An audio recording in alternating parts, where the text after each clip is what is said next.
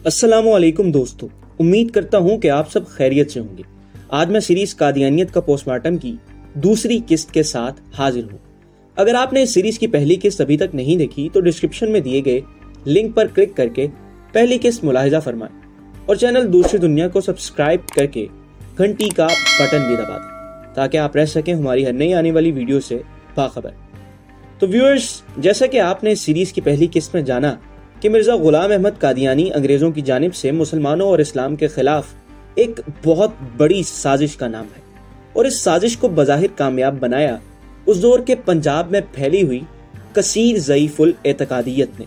मिर्जा साहब 1868 में मुलाजमत से मुस्ताफी होकर वापस कादियान लौट गए तो बदस्तूर जमींदारी के कामों में मशगूल हो गए। बमुताबिक हाशिया किताबुल बरिया, इस दौरान मिर्जा साहब का अक्सर वक्त कुरान शरीफ के तदब्बुर और तफसीरों और हदीसों के देखने में सर्फ होता था। उसके बाद 1880 में मिर्जा साहब एक मुबल्लिग और मुनाज़िर इस्लाम की हैसियत से मुसलमानों में नमूदार हुए और 1868 तक इसी किरदार से जाने जाते रहे। इस दौर में मिर्जा साहब का कहना था कि उनके अकायद तमाम मसाइल में वही हैं जो आम मुसलमानों के हैं। अगरचे उनकी तहरीरों में तरह तरह के मख्फी दावे देखकर मुसलमान खटकते थे, लेकिन मिर्जा साहब अपने अक़वाल की तावीलात करके मुसलमानों को मुतमईन कर देते थे। फिर मिर्जा साहब ने दिसंबर 1868 में बैत का इश्तिहार देने के बाद 1879 से बकायदा बैत लेनी शुरू कर दी और मामूर मिनल्लाह होने का दावा कर दिया। उस वक्त मिर्जा साहब ने खुद को सिर्फ अपनी मिस्कीनी और फरोतनी की बुनियाद पर मसीह यानी हजरत ईसा अलैहिस्सलाम की मिसल करार दिया और खुद को तमाम औलिया अल्लाह से अफजल कहने लगे। 1891 में उन्होंने हजरत ईसा अलैहिस्सलाम की वफात और खुद मसीह मऊद यानी वो मसीह जिसके आने का वादा किया गया था और मेहदी होने का दावा जड़ दिया, जिसके बाद उनके खिलाफ मुसलमानों की मुखालफत का तूफान खड़ा हो गया। मिर्जा साहब के खास मुरीदों ने 1900 से उनको साफ साफ नबी कहना शुरू कर दिया, लेकिन उस दौर तक मिर्जा साहब अपनी नबूवत के बारे में नाकिस, जुज़वी या मुहद्दसियत जैसे अल्फाज इस्तेमाल करते थे। 1901 में मिर्जा साहब ने अपनी नबूवत और रिसालत का साफ साफ ऐलान किया और अपनी वफात तक इसी दावे पर कायम रहे।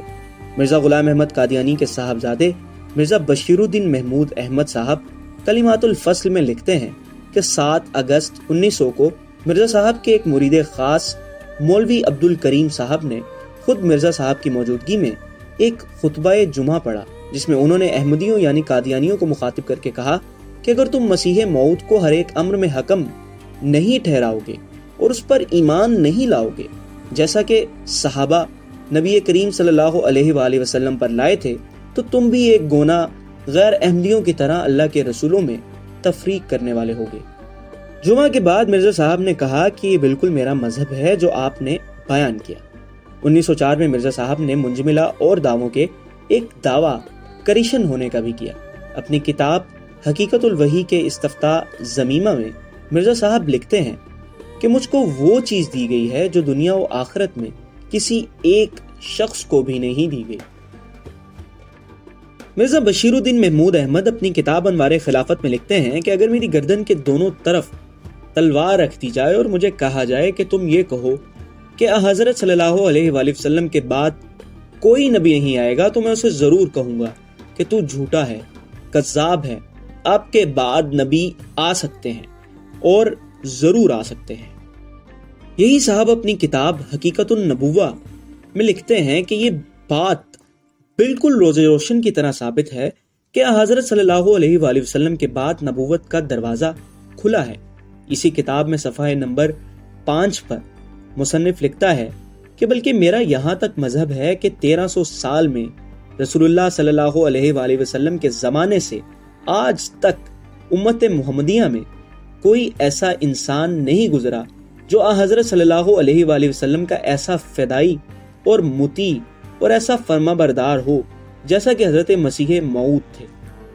मोहम्मद मंजूर इलाही साहब मलफूजात अहमदिया में लिखते हैं कि हज़रत मसीह मऊद अलैहिस्सलाम ने फरमाया कि खातिमुन नबीयीन के मानी ये हैं कि आपकी मोहर के बगैर किसी की नबूवत की तस्दीक नहीं हो सकती। जब मोहर लग जाती है तो वो कागज सनद हो जाता है। इस तरह हजरत सल्लल्लाहु अलैहि वसल्लम की मोहर اور تصدیق جس نبوت پر نہ ہو وہ صحیح نہیں ہے۔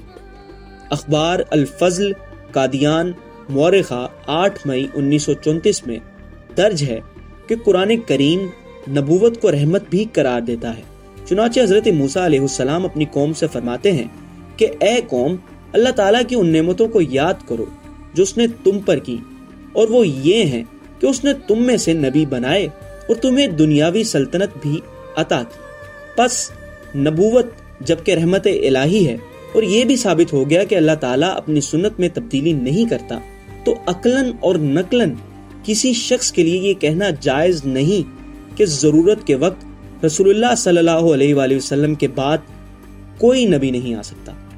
افسوس ہے کہ غیر احمدی علماء جن غلطیوں میں پڑ گئے ہیں ان میں سے ایک اہم ترین غلطی یہ ہے کہ انہوں نے خیال کر لیا کہ رسول اللہ صلی اللہ علیہ وآلہ وسلم پر سلسلہ نبوت خدا تعالیٰ نے بند کر دیا، اور اب خواہ کتنی ہی ضرورت دائی ہو کوئی نبی اس کی طرف سے مبعوث نہیں کیا جا سکتا۔